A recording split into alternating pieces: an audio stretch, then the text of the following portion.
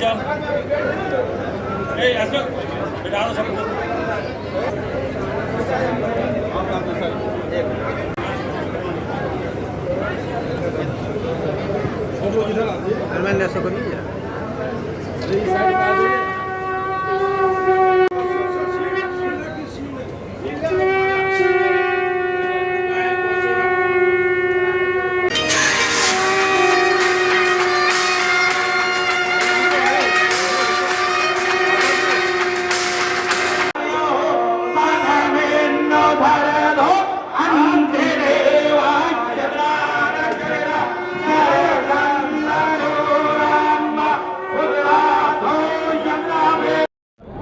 ये यात्रा तो विगत अनेक दिनों से चल रही है। 81 दिन की गविष्ठी यात्रा है, गोरखपुर से चली है। सभी विधानसभा क्षेत्रों में होते हुए इसको वापस गोरखपुर पहुंचना है। लगभग 125 से ज़्यादा विधानसभा क्षेत्रों में होकर के आज हम आपके मऊरानीपुर विधानसभा क्षेत्र में आए हैं। हाँ जी, आज 26वां दिन है। 3 मई को हम निकले हैं, आज 28 है, 26वां दिन है। क्या लग रहा है आपको कि गौरक्षा धर्म युद्ध यात्रा जो आपने शुरू की है, क्या भाजपा सरकार में गायों की रक्षा नहीं की जा रही है? ऐसा है कि भाजपा की सरकार में जो फाइल है ना, उसको आप अगर पलटेंगे तो गाय बहुत सुख से है। उसके लिए खूब बजट निकाला गया है, खूब आवंटन हुआ है, खूब सब हो रहा है। लेकिन जब आप ग्राउंड पे जाते हो तो स्थिति बिल्कुल विपरीत है। जो गायों के बारे में वक्तव्य है हमारे प्रदेश के मुख्यमंत्री का कि हमारे राज्य में गायों को कोई खरोंच भी नहीं मार सकता। सच बात यह है कि हर जिले में हर रोज़ गाय कट रही है और गऊ हत्यारे अगर पकड़ भी लिए जाते हैं तो 2 घंटे में थाने से छूट जा रहे हैं। ये सच्चाई है। और साथ ही साथ वो कह रहे हैं कि 12 लाख गायों के लिए हमने गऊ आश्रय स्थल बना दिए हैं, 2000 करोड़ का बजट हमने निकाल दिया है। लेकिन आप गऊ आश्रय स्थलों में अगर चले जाएँ तो आप पाएंगे कि वहाँ भूसा, पानी, दवा कुछ भी नहीं है। और यहाँ तक स्थिति है कि आपको तो कैमरा लेके अंदर जाने भी नहीं देंगे, ताला लगा देते हैं कि क्योंकि अंदर ऐसे दृश्य हैं जिनको दिखा पाना कठिन है। कुछ पत्रकार जो साहसी थे वो गए हैं और उन्होंने जो दृश्य निकाल के लाए हैं, एक दृश्य हमको दिखाया गया गऊ आश्रय स्थल का है।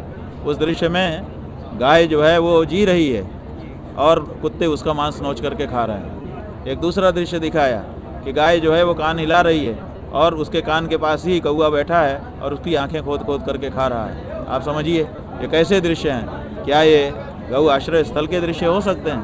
तो कागज़ों में बहुत अच्छा दृश्य दिखा रहे हैं, वक्तव्य में बहुत अच्छा बोल रहे हैं, लेकिन ज़मीन के ऊपर गौ माता के लिए बहुत निराशा का वातावरण है और इसीलिए हम लोगों को निकलना पड़ा है। समाजवादी पार्टी के अखिलेश यादव ने ट्वीट किया है कि बरेली में शिक्षकों को आदेश दिए गए हैं कि शिक्षक भूसे की व्यवस्था करेंगे।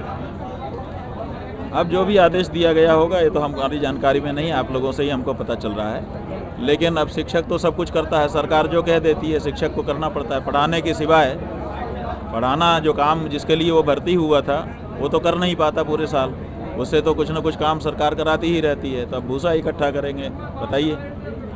लेकिन गायों की क्या दशा है? अब इतना सब हम लोग यात्रा कर रहे हैं, आप लोग इतना वातावरण बना रहे हैं, तब वो शिक्षकों को आदेश कर रहे हैं कि भूसा ले आओ, अन्यथा भूसा कहाँ से आता?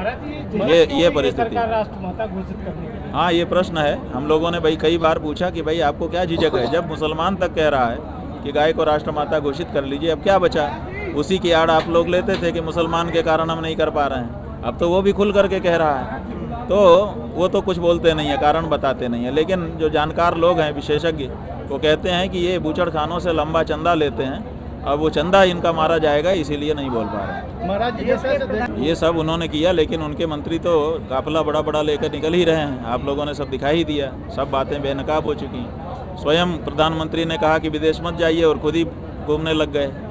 उनको भी नहीं जाना चाहिए था कुछ दिन कि भाई चलो हमने कहा है तो हम भी रुक जाएं, वो भी नहीं रुक पाए।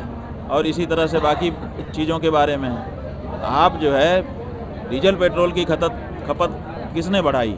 जनता ने नहीं बढ़ाई है। डीजल पेट्रोल की खपत सरकार ने बढ़ाई है। हम जो है अपने घर में गाय रखते थे, उससे बैल पैदा होते थे और हम आराम से अपनी खेती करते थे। ना हमको डीजल की ज़रूरत पड़ती थी ना पेट्रोल की ज़रूरत पड़ती थी।